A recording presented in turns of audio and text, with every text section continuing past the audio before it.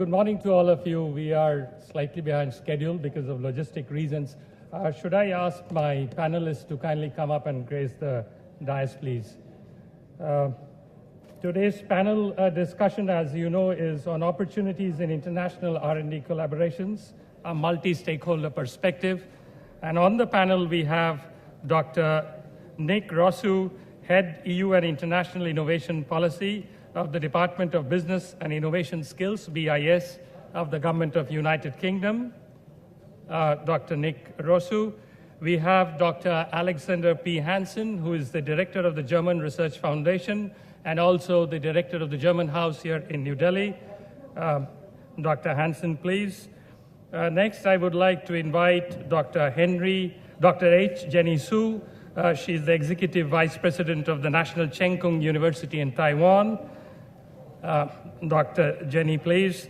I would now like to call upon Arunashis Chakravarti, who is the Director of the Binational Indo-German Science and Technology Center, based out of Gurgaon here. Dr. Devapriya Datta, please, who is again the Director of the Binational Indo-French Center for Promotion of Advanced Research in New Delhi. Next on the dais, please, is Bruce Newswander. He is the Director of the Global Business Incubator, New York. Dr. Vivek Dham, who is the Scientific Coordinator of the Delegation of the EU to India, and Dr. Smriti Tikha, she is the Senior Science Manager of the Bilateral Indo-US Science and Technology Forum. So you would see we have a very mixed and distinguished set of panelists who are, I would rather say, hands-on people directly involved in promoting bilateral and international cooperation.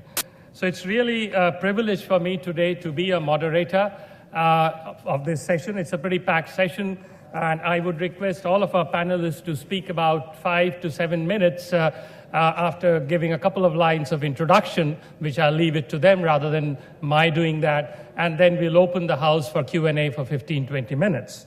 But before doing so, I thought I'll just kick off this session with a few comments which I would like to make as far as India's international engagement is concerned on the international horizon.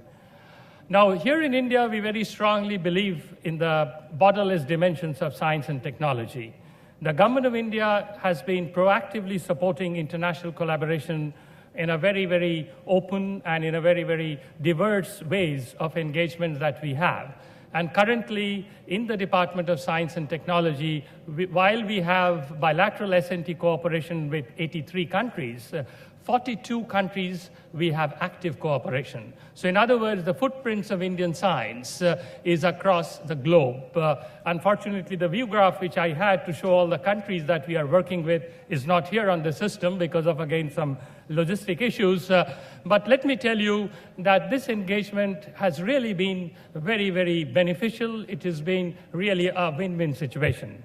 Today, as you would all understand, that the challenges which the world faces cannot be answered by a single country. And more we collaborate together, more we complement each other's strength, we will be better off in addressing these challenges in a holistic manner, in an impactful manner, in a much quicker manner, and perhaps in a more economically viable manner.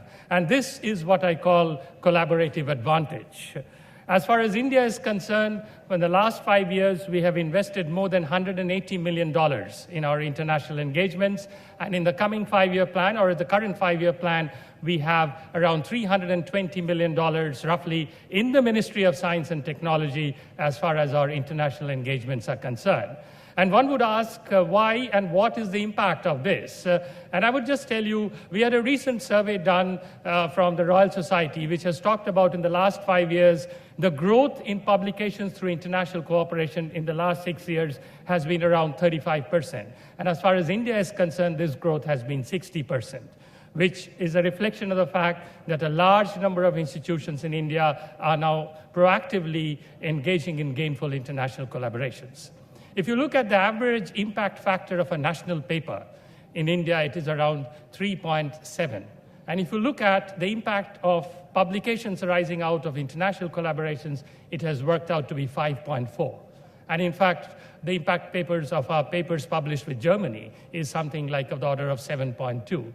So this by itself reflects the fact that the importance and the necessity of international collaborations. And we have in our process tried to therefore put in all innovative models that we could use in engaging internationally. For example, we have created a whole lot of programs on industrial R&D and innovation. Specifically to this crowd, which is a mix of people from industry and academia, I would like to see that we have established a new platform called GITA, which is called the Global Innovation and Technology Alliance, which is again a mechanism set up by the sister industry association CII, along with the TDB, which would help us foster and implement some of our international engagement in industrial R&D across the borders of India. We have a major initiative with Africa called the Africa S&T Initiative, where $35 million have been earmarked for our massive engagements with Africa, which runs through all the processes of fellowship, training programs, technology transfer, and also twinning up to help some of these institutions in Africa to build up their capacity.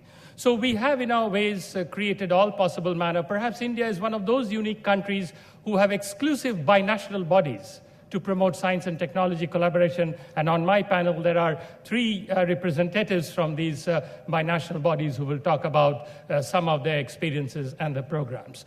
So I thought with this initial remarks to give you a flavor of where and how and why India is internationally engaged, I would now perhaps request our panelists to come up one after another to give their comments. Those who have presentations could come up here on the dais, on the rostrum. Otherwise, people could speak from the chairs itself. So to begin with, I'll request Dr. Nick Russo from the BIS UK to kindly give his comments, please. Thank you.